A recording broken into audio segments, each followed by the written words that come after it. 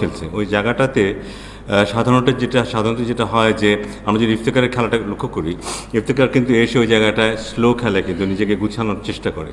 কিন্তু সাকিব কিন্তু এসেই মনে হয় যেন সেট হয়ে গেছে, একটা ভালো রান রেট মেনটেন করতে পারে, এবং সেটা বোধহয় আমাদেরকে চাপমুক্ত রাখে সবসময়।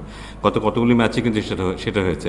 থ্যাঙ্কফুলি আজকে সাকিব বড় ইনিংস না খেললেও সেটা মেক আপ করতে পেরেছে কিছুটা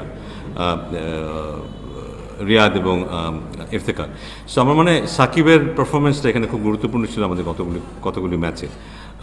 বাট আমরা যেটা বললাম যে একটা ইন্টেন্ট নিয়ে খেলাটা, সেটা ব্যাটিং করি, বোলিং করি, ফিল্ডিং করি, সেটা আমরা এনশিওর করার চেষ্টা করছি।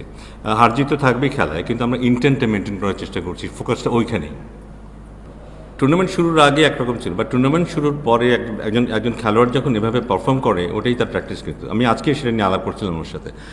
ব্যাপারটা এমন যে একটা যখন ৮০ রানের ইনিংস, এরকম ইন্টেন্সিটির ৮০ রানের ইনিংস খেলে, তারপরে হঠাৎ করে গিয়ে ওই প্র্যাকটিস করার চাইতে বোধহয় না করা ভালো। ওই প্র্যাকটিসের ইন্টেন্সিটি কিন্তু মোটেই এরকম থাকবে না।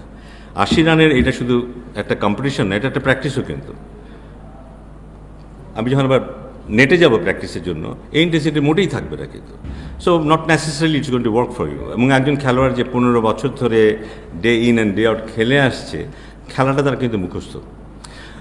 এবং আমি আজকেও দেখেছি, কিন্তু আমি সবসময় লক্ষ্য করি, আজকেও দেখেছি কিন্তু একটা বল করেছে ওয়ার্ম আপ করার সময়, জাস্ট ওয়ান বল, একটা বল করেছে সে, এবং বুঝেছে I am okay.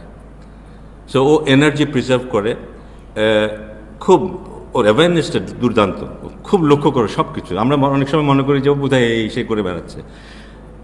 Or bowling change, or fielding change, কোন ব্যাটসম্যান কখন যাবে, স্পট অন।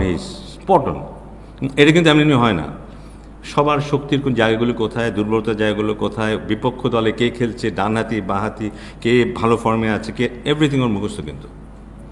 সো ওর অ্যাওয়ারনেসটা এই কারণেই বোধ হয় he is an exceptional player. এইসব কারণেই, ইটস নট স্কিল তো অনেকেরই আছে।